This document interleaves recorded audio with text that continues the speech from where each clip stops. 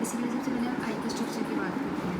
तो जो कॉर्निया होता है वो ये अगर हम आई ड्रॉ करें तो कॉर्निया जो होता है इसका इंटीरियर 1/6 होता है और जो पोस्टीरियर 5/6 है, यानी बेसिकली जो हमारा ज़्यादा पोर्शन है वो स्क्लेरा का होता है, ठीक है। और ये वाइट होता है और यही कॉर्निया जो है इसके डिफरेंट कलर्स होते हैं, किसी का हेजल होता है, किसी का ब्राउन होता है, किसी का ब्लू ग्रीन, डिफरेंट कलर्स होते हैं, ठीक है। तो जो हमें कलरफुल चीज़ दिख रही होती है वो कॉर्निया होता है बेसिकली। इसके अलावा बाकी सारा स्क्लेरा होता है। हम खुद अपनी आँखों में देख सकते हैं कॉर्निया बहुत छोटा होता है और स्क्लेरा बहुत बड़ा होता है, तो दैट इज़ बेसिकली कॉर्निया।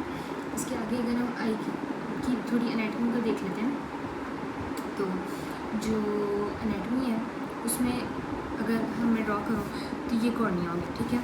अब इसके बाद में यहाँ से एक्सटेंशन आती है आइरिस की, ठीक है। कॉर्निया, आइरिस, ठीक है। इसके बाद ये यहाँ से सिलरी बॉडी की एक्सटेंशन आती हैं, सिलरी बॉडी की, और यहाँ पे लेंस होता है, ठीक है। ये हमारा iris, cornea, iris, ciliary body हो गया हमारा, ठीक है। ये हमारा हो गया लेंस, ठीक है। ये हमारा हो गया इंटीरियर चैम्बर, ये हमारा हो गया पोस्टीरियर चैम्बर, ठीक है। ये हो गया हमारा विट्रस ह्यूमर, ठीक है। यहाँ पर ऑप्टिक नर्व जा रही होती है हमारी। इसके अलावा यहाँ पर 3 लेयर्स होती हैं, ठीक है। सबसे अंदर होती है जो रेटिना, इसके बाहर होता है कोरॉइड, और सबसे बाहर जो हमें वाइट दिख रहा होता है वो स्क्लेरा होता है। तो बेसिकली कॉर्निया 1/6 पर आ रहा है, यहाँ से आइरिस की एक्सटेंशन है, ये इंटीरियर चैम्बर है, ये पोस्टीरियर चैम्बर है, ये हमारा सिलरी बॉडी है, ये लेंस है, ठीक है। और इसके अलावा ये विट्रस ह्यूमर है, यहाँ पे कोरॉइड है, रेटिना है, स्क्लेरा है, ठीक है। और ये हमने बेसिक छोटा मोटा जो है स्ट्रक्चर पढ़ लिया। अब जो हमने एस कॉर्निया का चैप्टर हमने स्टार्ट करना है, तो कॉर्निया की बात करते हैं हम लोग। कॉर्निया की ना बेसिकली 5 लेयर्स होती है, यहाँ से हम स्टार्ट करते हैं, ठीक है। सबसे पहले जो होती है यहाँ पे जो लेयर होती है उसको हम अच्छा हम ना कॉर्निया की स्ट्रक्चर की बात करते हैं।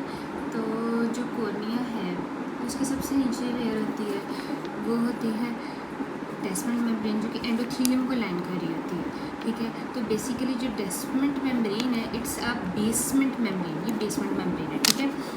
सबसे नीचे एंडोथेलियम, उसके ऊपर डेस्मेंट मेम्ब्रेन आती है, ठीक है। उसके ऊपर ना यहाँ पे फाइब्रस स्ट्रोमा आता है, ठीक है, जो कि कोलेजन फाइबर से बना होता है। इसके ऊपर एक कोलेजन की लेयर आती है जो कि होती है बोमेंस मेम्ब्रेन, ठीक है। बोमेंस मेम्ब्रेन आ गई, एंडोथेलियम, डेस्मेंट मेम्ब्रेन, स्ट्रोमा आ गया, बोमेंस मेम्ब्रेन आ गई। उसके ऊपर कोलमनार सेल्स की एक एपिथेलियम लाइनिंग आ जाती है, ठीक है।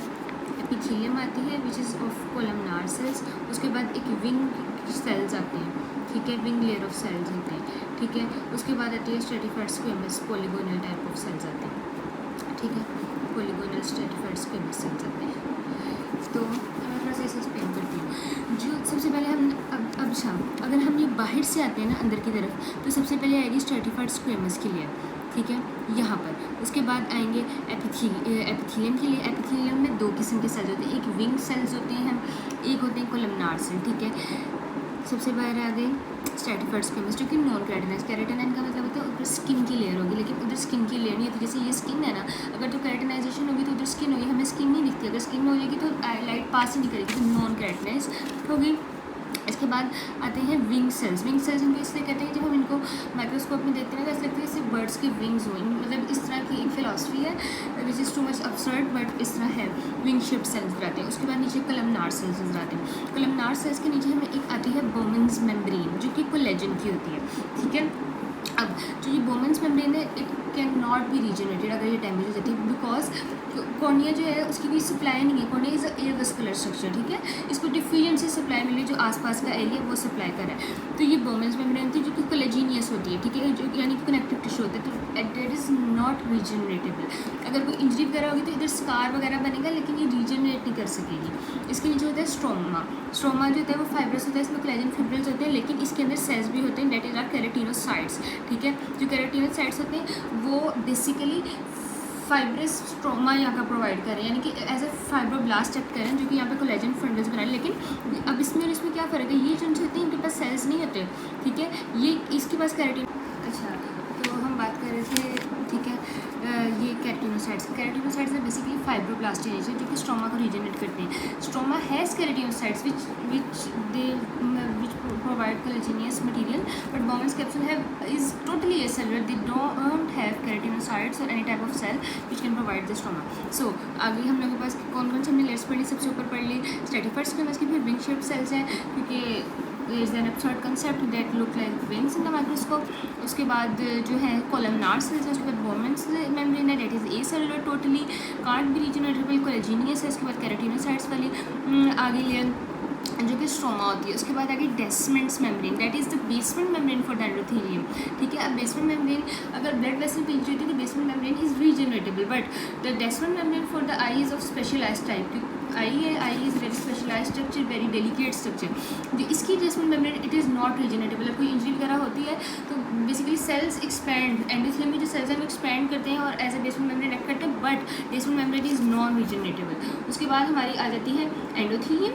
एंडोथेलियम जो है वो बेसिकली जो है उसमें भी हेक्सागोनल टाइप ऑफ सेल्स होती हैं.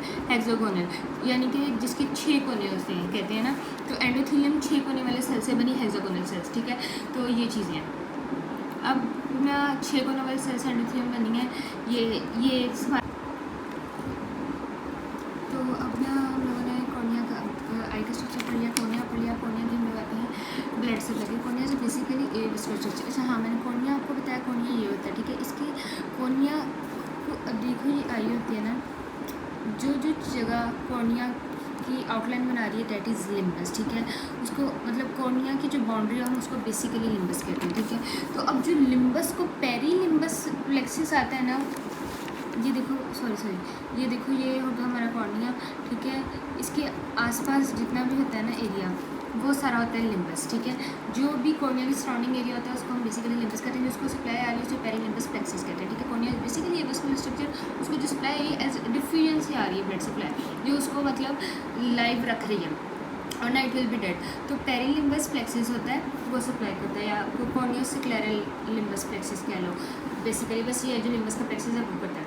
बट ब्लड सप्लाई में तो it is deficient. Blood nerve supply is too much, क्योंकि देखो कॉर्निया है उधर हमें सेंस आएगी तो लाइक हम लोग किसी चीज़ को डिटेक्ट कर पाएंगे कि समथिंग इज़ हिटिंग अस और कोई चीज़ हम लोग को इरिटेट कर रही है. तो अल्लाह ताला ने बहुत ज़्यादा यहाँ पे नर्व सप्लाई रखी ताकि हम लोग कोई भी चीज़ हमें अगर इरिटेट करे तो हम फौरी से डिटेक्ट कर सकें और अपनी आई को बचा सकें, क्योंकि आई नहीं तो कुछ नहीं, हम हर चीज़ आई से दे सकते हैं. तो बहुत ज़्यादा एकदम नर्व सप्लाई है.